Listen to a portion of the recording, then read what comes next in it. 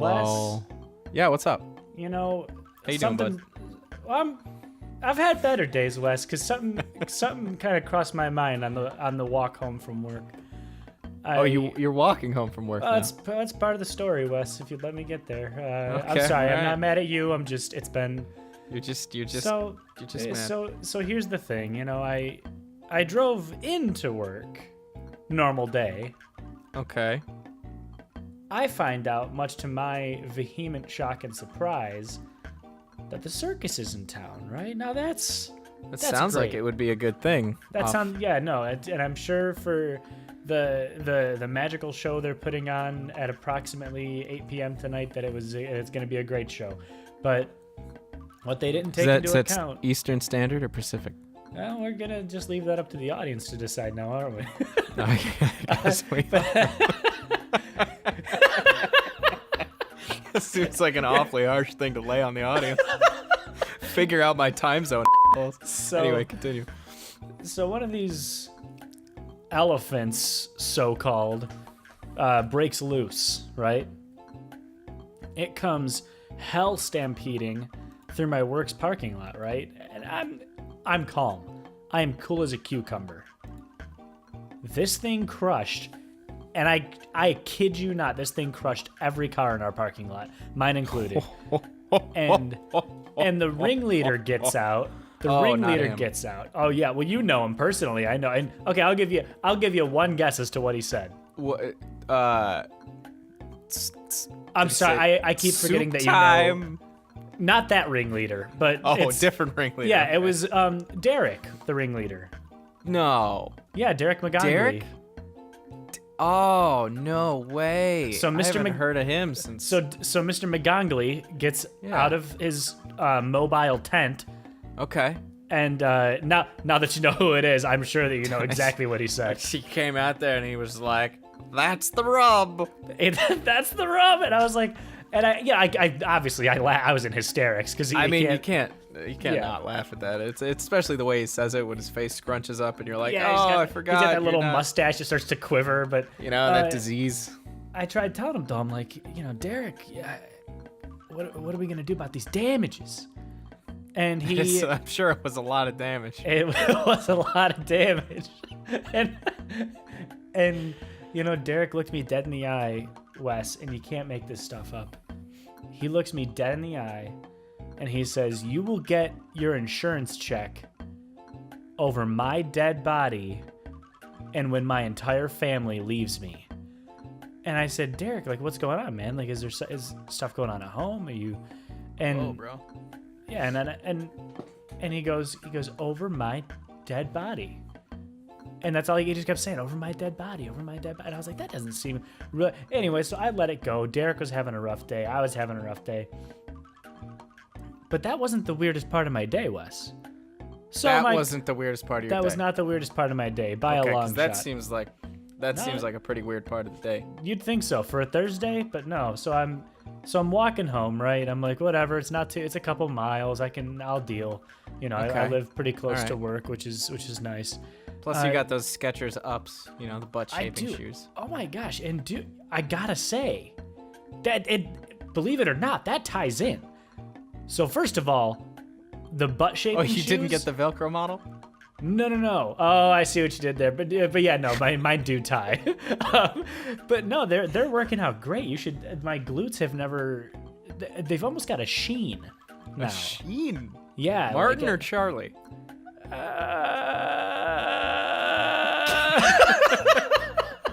I'm gonna gather from that noise that it's more of an Emilio. Charlie. Oh, yeah. I mean, yeah, Emilio. So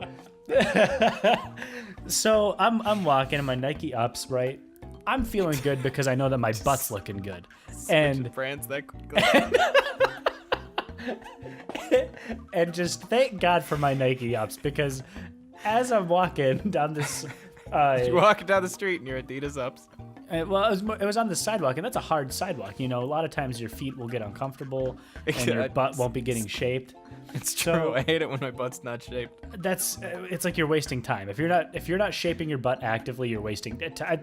That's another conversation. You're doing half the job with full smile right there. So this person, you know, to spare the story a little bit, I'll keep it vague. This person drives up, leans out their window, and they shout, "Hey, that glue to yours.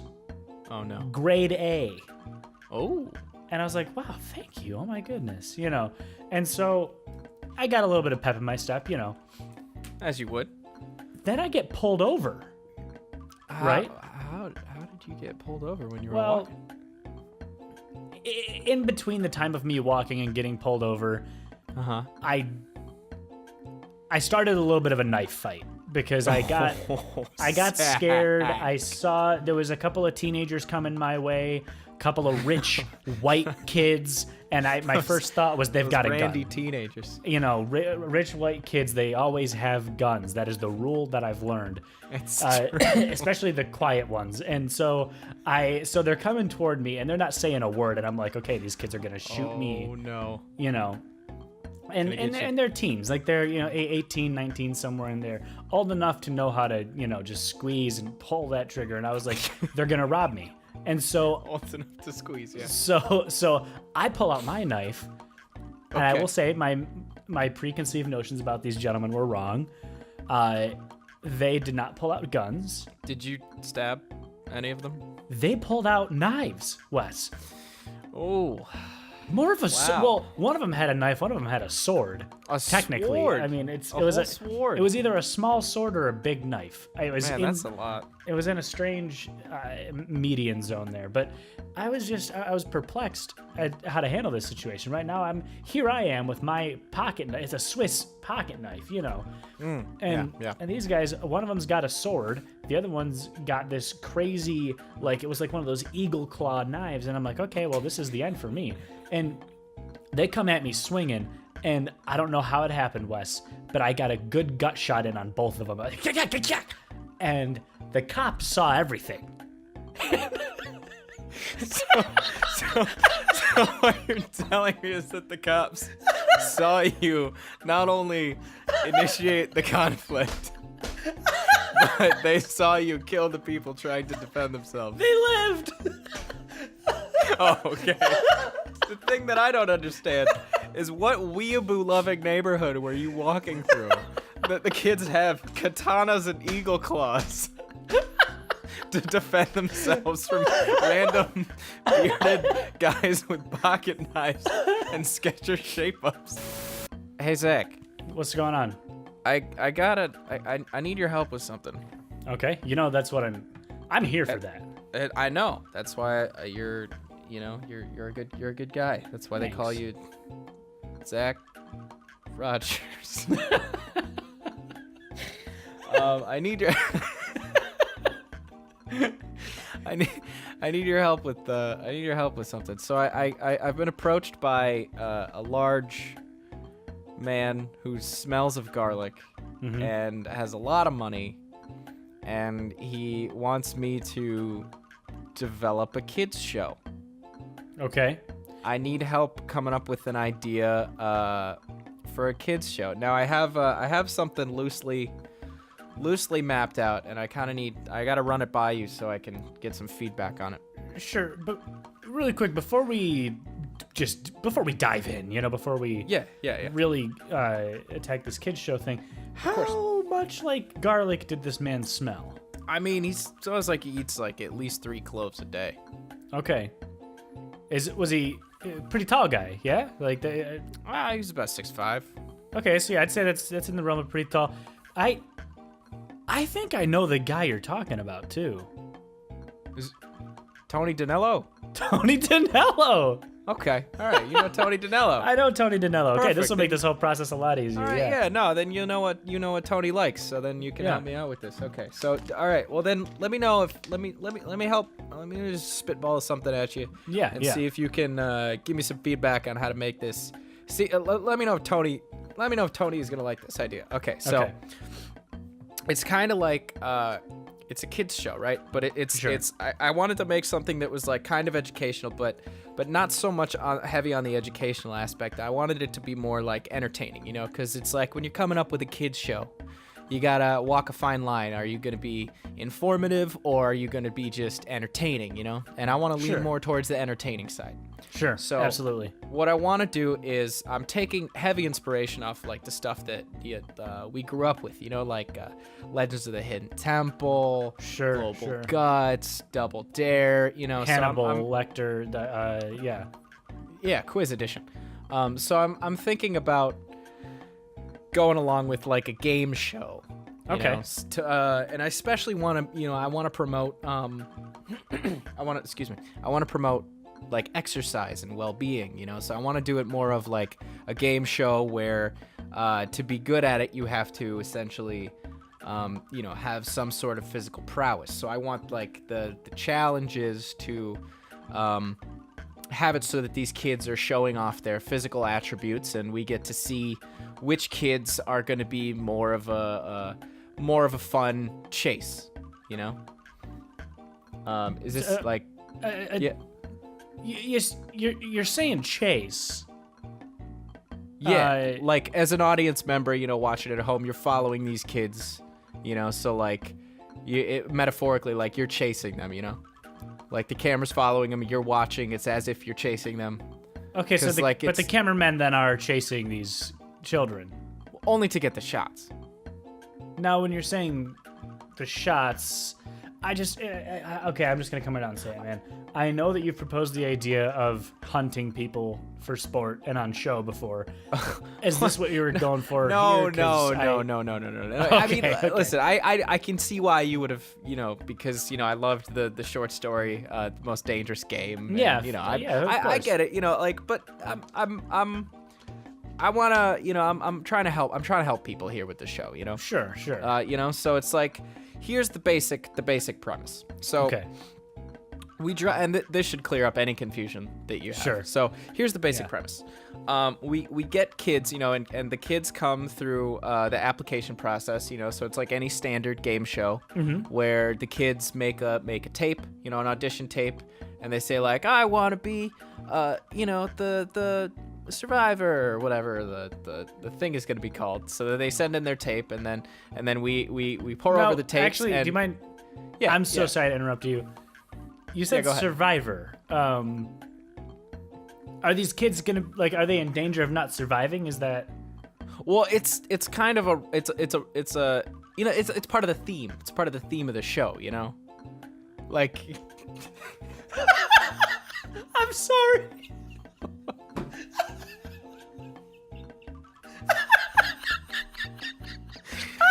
I'm sorry.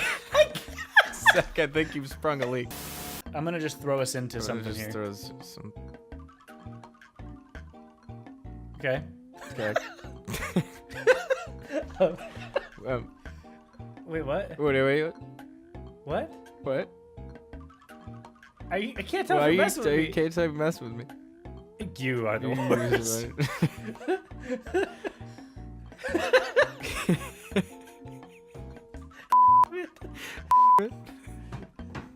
I can't do Why did I this. do this? It's blocking out your sounded audio like a- because it's at the same time as mine. Yeah. I can't stop.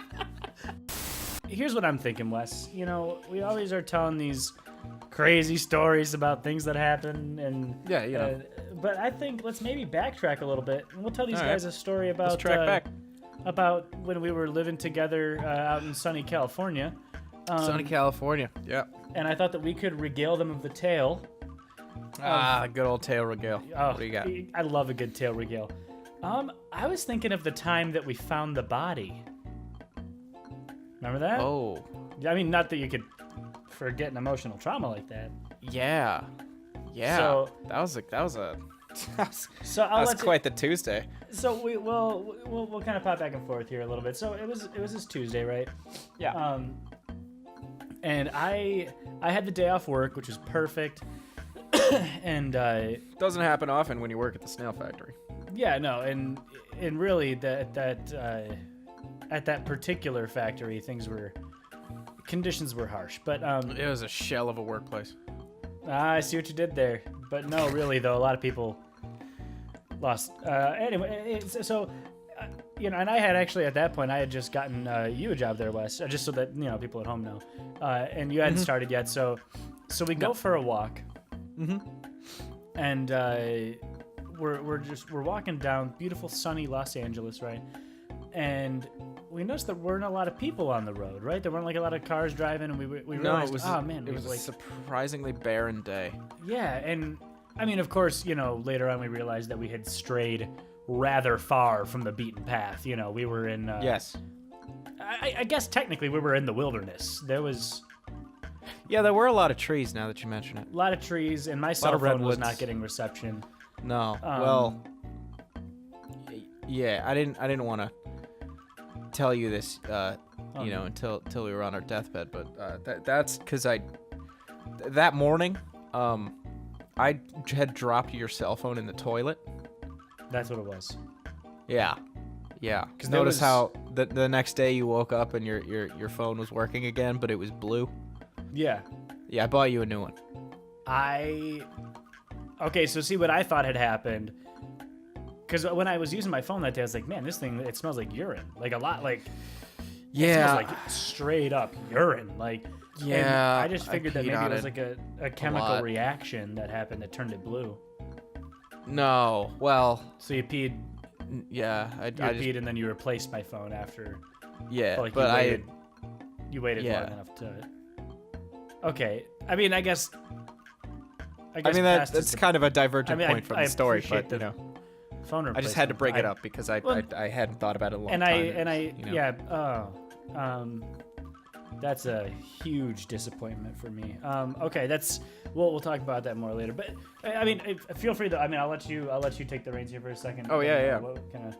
What happened next? So we were walking in the wilderness, and Zach's phone was dead, and I had recently donated mine to a homeless man that wanted to use it as a pacemaker, which that was weird how he just kind of like shoved it right in his chest. Well, yeah, it worked, but also you could accept calls on a homeless man, so that was kind of a weird technological advancement. Put your ear up to his chest and slide in a nickel. He's happy. Just kind of like snuggle with him and take a call. But so we're walking through the wilderness, and there was this weird like small noise. It was kind of like,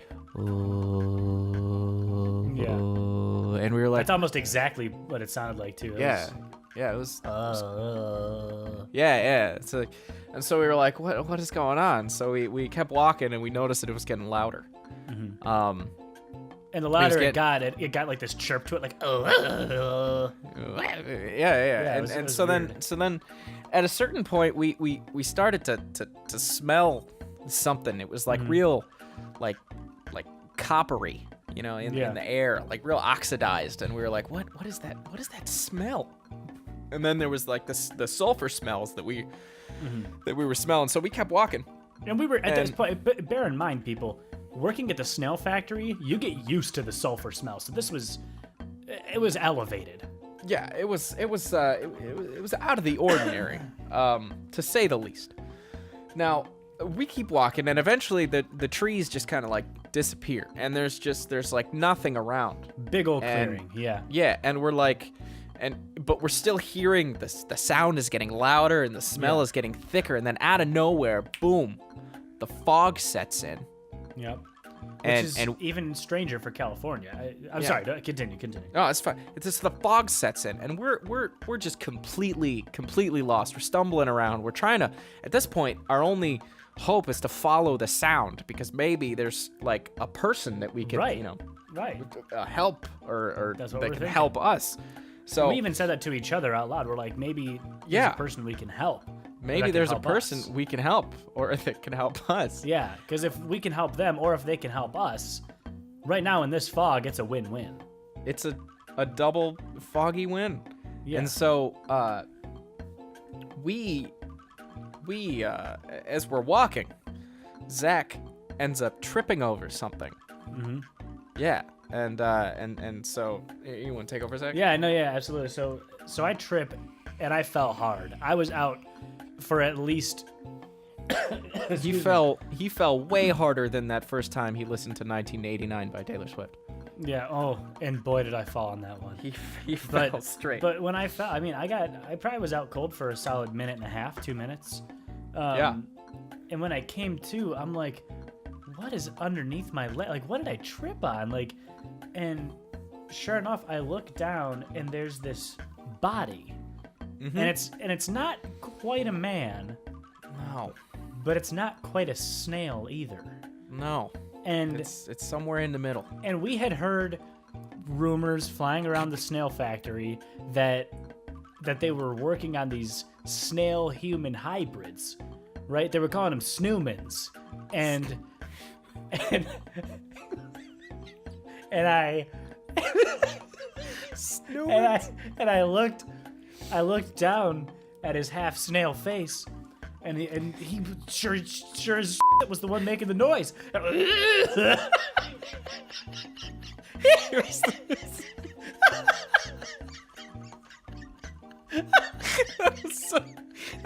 like so anticlimactic. Turns out there was a half-dead Snowman going. We'll say good. We'll say, Zach, you want to say ta-ta for now? Ta-ta for now. I mean, I meant like metaphorically, but yeah, sure, we'll use that.